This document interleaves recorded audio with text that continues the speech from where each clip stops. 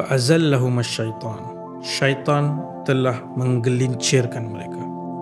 Demikian Allah SWT cerita kisah Adam dan Hawa alaihissalam ketika mereka tergoda dengan taktik-taktik yang berterusan, yang konsisten, dan bahkan syaitan bersumpah sebelum ini kita cerita dia akan serang hendak. Dia akan tunggu moments of weakness. Bila kita sedang lemah, waktu itu dia akan serang. Dia bukan serang sepanjang waktu, ditunggu, duduk. Nampak lemah, waktu dia akan buat serangan hendak. Dan dia berjaya. Selepas tempoh yang panjang, dia berjaya menggelincirkan Adam dan Hawa alaihissalam, dan Allah SWT menggunakan perkataan fa'azallahum syaitan. Syaitan telah berjaya menggelincirkan mereka. Tergelincir ni, kalau kita selalu sebut ter pun bunyi tak sengaja kan. So perkara pertama yang mesti kita jelaskan, tegaskan dan highlightkan, garis bawahi adalah kesilapan ini berlaku bukan kerana Adam alaihissalam sombong, sengaja nak cabar batas yang Allah SWT tetapkan. Bukan. Dia adalah kelemahan insan, kelupaan dan juga kelalaian yang nanti Allah akan sebut dalam Quran. Kami mendapati keazamannya tidak cukup kuat kerana dia telah dihasut, dilonggarkan, desensitize sehingga kemudian tergelincir. Dan perkataan tergelincir itu adalah ketidaksengajaan. Bukan sengaja, tetapi tergoda dan terhasut sehingga tergelincir.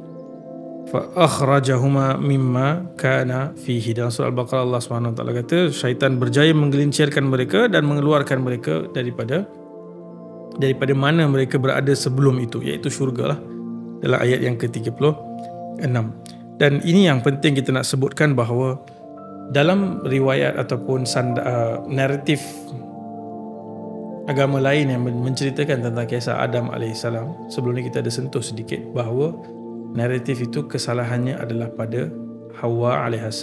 Hawa yang telah menggelincirkan Adam AS, dan kesalahan itu diletakkan pada Hawa AS dan dihina dan dianggap sebagai punca lah anak-anak Adam semua berada di atas muka dunia ini, muka bumi ini, menderita susah dan menagih jalan pulang kepada Tuhan, dan ada figura-figura tertentu datang untuk menebus dosa-dosa anak-anak Adam. Itu bukan naratif Quran. Quran tidak di mana-mana dalam Quran menyebut tentang kesalahan itu adalah kesalahan Hawa AS.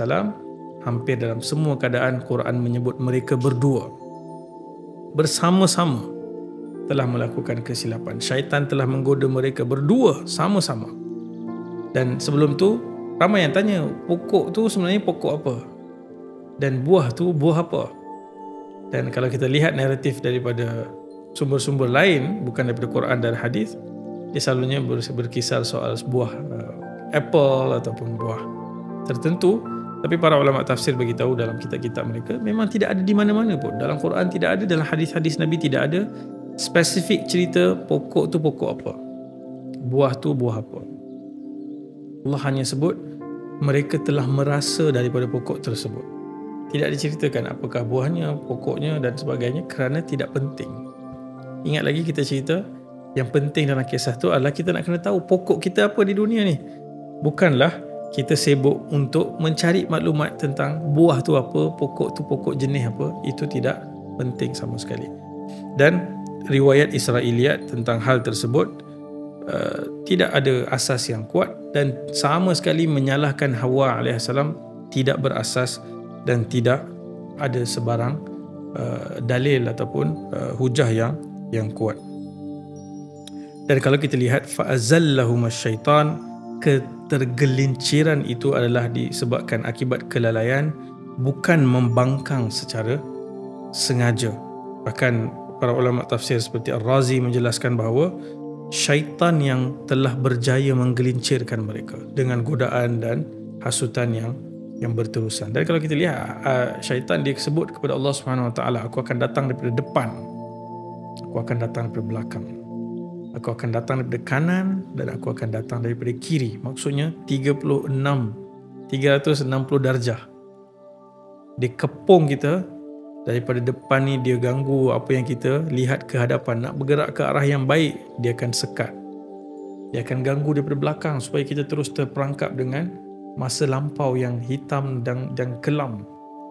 Kita nak melakukan hal-hal ibadah, dia cuba rosakkan ibadah-ibadah yang di sebelah kanan.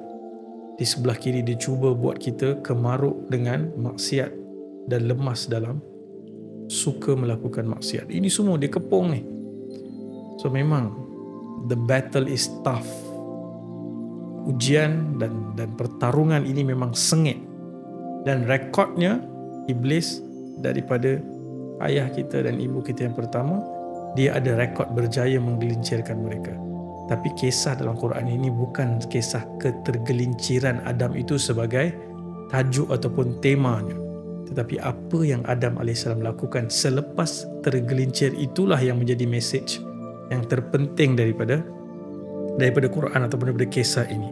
Jadi kalau kita lihat dalam aspek tergelincir tadi, apabila kita mendekatkan diri kita kepada radius tersebut, kita mesti berhati-hati. Kita kena jauhi. Sebab tu hari ini kita ada device, kita ada phone, kita ada tablet, kita ada laptop.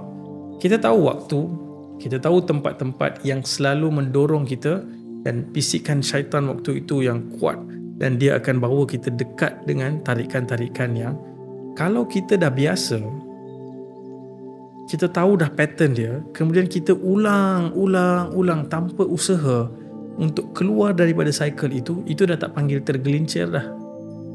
Sebab tergelincir ni tak perasan, so terjatuh.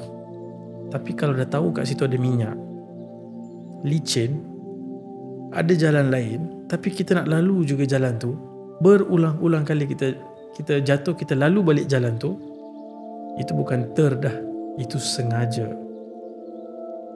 Dan kita bimbang, itu boleh termasuk dalam kategori membangkang ataupun sengaja mencabar boundary Allah Subhanahu Wa Taala. Sebab itu kita kena berhati-hati. Memang benar Allah Subhanahu Wa Taala pintu taubatnya terbuka luas. Buat dosa banyak mana pun, kalau balik kepada Allah Subhanahu Wa Taala ikhlas, insya-Allah tak ada keraguan sama sekali. Allah dalam bentuk segala perkataan yang Allah gunakan dalam Quran dan juga hadis-hadis Nabi cerita tentang taubat ni, ini pintu yang paling luas terbuka, sentiasa menanti dan sentiasa menerima hamba-hambanya yang pulang. Tapi yang bahaya adalah bila kita sengaja mengulang, kita bimbang syaitan berjaya merosakkan tanggapan kita terhadap Tuhan, sehingga memang pintu taubat terbuka, tapi kita takut jadi macam iblis yang tidak mahu bertaubat, yang jadi sombong dengan Tuhan. Dia bukan lagi tersilap, tapi dia mempersoalkan boundaries yang Allah letakkan. Ada orang yang dia kata dia tak solat, tapi dia tak solat sebab dia lalai, tak apa. Tapi dia tak solat sebab dia kata, saya fikir solat ni tidak wajib. Kamu yang baru-baru masuk Islam ni, kamu solatlah. Saya ni dah level lain, saya tidak perlukan solat. Itu sudah masuk perangkap syaitan. Ataupun disebut, saya bila puasa ni tak produktif lah, merosakkan prestasi kerja. Seperti ada sebahagian negara ni, pemimpin tertinggi dia mengeluarkan polisi supaya negara-negara Islam ni, majoriti Islam, tapi keluarkan polisi untuk tidak berpuasa supaya ekonomi negara tidak terjejas. Ini semua bukan tergelincir. Ini memang dah dapat badge of honor daripada syaitan untuk buat hal-hal yang Allah larang, langgar boundaries, langgar sempadan, mencabar Tuhan. Sebab tu kalau kita ulang-ulang, kita takut tanpa sedar kita masuk ke daerah tersebut. Sebab itu kita apabila bertaubat, kita mesti berazam dengan kuat, tidak ingin buat lagi, tak nak lagi lalu dekat jalan yang ada minyak tadi tu. Kita usaha, tapi kalau tak perasan, tiba-tiba kat situ pun kita tergelincir juga, taubat balik. Sebab selama mana kita tidak timbul perasaan mencabar hukum Tuhan, dilute ketetapan atau mencairkan kewajipan yang Allah SWT sebut, kita kata helah dia begitu, helah dia begini. Kadang-kadang orang banyak belajar agama, lagi banyak pula dia punya helah, dia tak nak buat apa yang Allah SWT secara jelas bagi tahu kena buat atau kena tinggal. Jadi itu daerah yang bahaya. Semoga Allah SWT bantu kita dan kita berada di hujung-hujung malam Ramadan, bulan keampunan. Semoga Allah lembutkan hati kita, berikan kita taufik untuk mohon keampunan dengan benar-benar tunduk dan ikhlas, mengadu dan mengaku kelemahan kepada Allah SWT, dan Allah ampunkan kita dengan pengampunan penuh. Sekian, Assalamualaikum warahmatullahi wabarakatuh.